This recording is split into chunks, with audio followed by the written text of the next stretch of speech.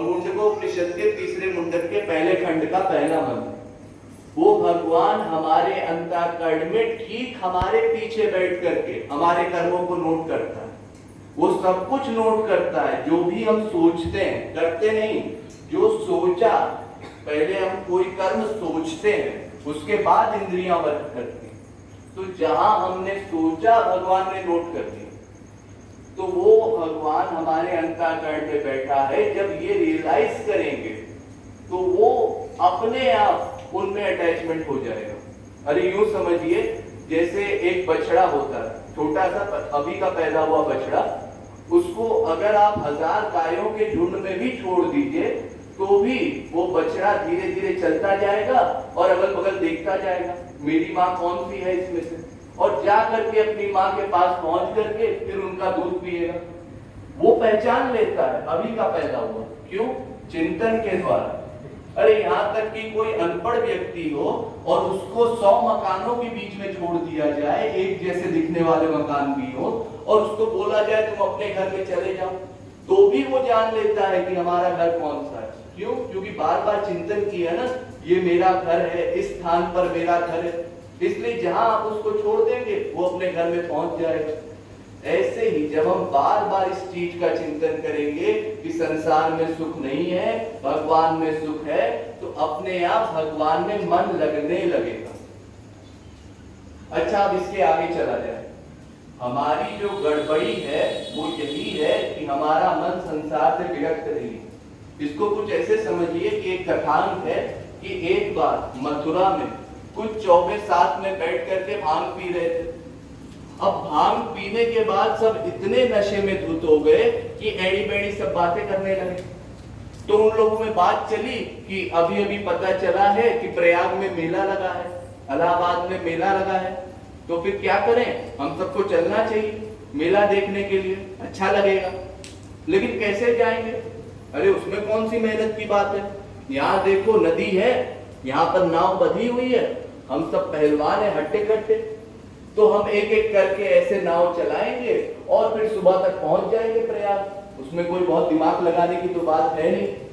तो सबने निश्चय किया हम चलेंगे, और रात भर ये लोग चलाते रहे नाव। अब जब सुबह हुई और रोशनी हुई तो लोग आने जाने लगे। तो इन्होंने पूछा लोगों से, अरे भाई हम कितनी दूर पहुंचे? वो आदमी कहता, भाई तुम कल यहीं तो बैठे थे, यहीं बैठे थे, यही बात कर रहे थे, वहीं हो तुम अभी वही है, ऐसा कैसे हो सकता है? हमने तो रात भर नाव चलाई है, इतना दर्द हो रहा है सारे शरीर में, और तुम कहते हो हम थोड़ा भी आगे नहीं बढ़े। अरे माना अभी प्रयाग नहीं पहुंचे होंगे, लेकिन कुछ तो आगे बढ़े होंगे। नहीं, ऐसी कोई बात नहीं। ऐसा कैसे? उसने कहा, ये देख रहे हो खूंटा गढ़ा हुआ है, रस्सी बंधी हुई है, और तुम पूरी रात ऐसे ही नाव चलाते रहे, तो नाव यहां से यहां, यहां से यहां, यहां से यहां, पूरी रात यही करते रहे, थोड़ा भी आगे नहीं बढ़े। क्यों? क्योंकि रस्सी यहीं बंधी हुई थी। ऐसे ही हम सबका मन संसार में अटका हुआ है। अपने मन को संसार में बांध करके हम मंदिरों में जाया करते हैं, संतों का संग किया करते हैं, लेकिन वास्तव में हमने मन संसार को दे रखा है। फिर क्या असर पड़ेगा उसका? कोई असर नहीं पड़ता। कितनी मेहनत करते हैं हम लोग, यहाँ तक कि चारों धामों की यात्रा तक कराते हैं, तमाम तीर्थों में जाया करते हैं, ये सोच करके कि तीर्थों में जाने से हमारा कल्याण हो जाएगा, लेकिन कोई कल्याण नहीं होता। वो केवल फिजिकल परिश्रम है, हृदय पर, अंतःकरण पर कोई प्रभाव नहीं पड़ता। अच्छा यूं समझिए, मैं आपको आप सबका हाल बताता हूं। अब 4 धाम की यात्रा करने के पहले हम सबकी कैसी भावना होती है? हम सब सोचते हैं कुछ भी हो जाए, चारों धामों की यात्रा तो करनी है, दृढ़ संकल्प किया। अब किसी के बोलने पर पीछे नहीं हटते। मान लीजिए आपकी नौकरी है, व्यवसाय है, आप एक सेठ हैं, अब आप अपनी नौकरी छोड़ने को तैयार हैं। मुनीम कहता है, अरे सेठ जी बहुत गड़बड़ हो जाएगी, आप चले जाएंगे तो बहुत घाटा हो जाएगा। हो जाने दो घाटा, हमको कोई फर्क नहीं पड़ता, हमने संकल्प कर लिया, अब हम जाएंगे। वैराग्य की भावना उत्पन्न हो रही है, अच्छी बात है। बेटे ने कहा, पिताजी हमारी छुट्टी आने वाली है कुछ दिनों में, आप अगर रुक जाते तो हम सब साथ में कहीं घूमने चलते।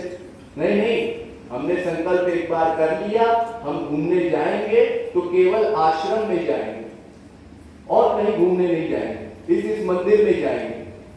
ठीक है, बेटे से भी नहीं पिघला, बीवी से भी नहीं पिघला और चला गया, चारों धामों की यात्रा। अब जब यात्रा समाप्त हो गई तो जो पहले वाली अवस्था थी, एकदम उत्सुकता, भगवत भजन हमको मिले, आश्रम में हम जाए, अब 1 महीना वहां रहने के बाद सब बदल गए। अब उसके बाद ढूंढता है पहला टिकट कौन सा है वापसी का, जल्दी पता करो, कहीं बहुत ज्यादा घाटा तो नहीं हो गया, मुनीम जी से बात करो, बेटे के वैकेशन खत्म तो नहीं हो गए, चलो कहीं घूमने चलते हैं, फिर संसार में आसक्त हो गए। क्यों? क्योंकि वास्तव में उसने अपना मन वहां जाकर के लगाया ही नहीं, मन लगा हुआ था संसार में और फिजिकल सारा परिश्रम किया। इसी कारण से तीर्थों पर जाने पर भी उसके अंतःकरण पे कोई प्रभाव नहीं पड़ा। और इसीलिए हमारे यहाँ कहा जाता है कि भगवान तो सर्वत्र व्याप्त है, प्रभु व्यापक सर्वत्र समाना। भगवान सर्वत्र व्याप्त है और समान रूप से व्याप्त है, कहीं छोटे